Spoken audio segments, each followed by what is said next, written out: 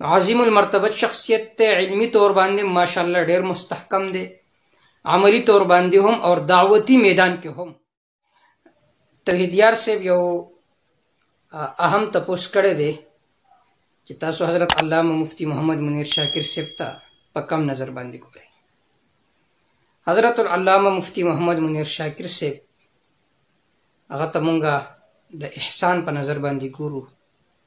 یو عظیم المرتبت شخصیت دی او د قرآن و سنت ډیر خدمات کړي دي، خاص کر د شرک و بدعاتو خلاف عملی طور باندې د شروع نه واله تر وسه پورې په هر محاذ باندې په هر میدان باندې د هغوی محنتونه د هغوی دینی قربانی موجود دي.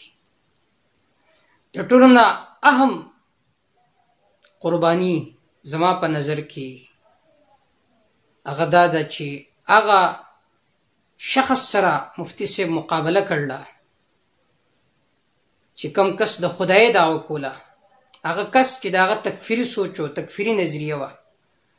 علماء دیوبند باندې هغه د کفر فتوه لګوله، اکوړه خټک علماء باندې هغه د کفر فتوه لګوله، په تبلیغي جماعت باندې هغوی د کفر فتوه لګوله. حضرت العلامه مفتی محمد منیر شاکر صاحب هغه واحد شخصیت و چې هغه آواز اوچت کو، هغه پیر سیف الرحمن هغه د باړې نه وباسو، د دې نه لوی قربانی چې خپل هر څه قربانول ماته بله نه ښکارېږي.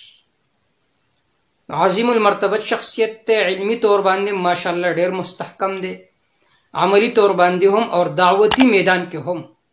الله تعالی د هغې سایه زموږ په سرونو باندې همیشه ساتي او الله تعالی دې څومره علمای حق دي د هغوی حفاظت وفرمایي د هر قسم پریشانیانو نه، که هغه خارجي پریشانیانې دي که هغه داخلي پریشانیانې دي.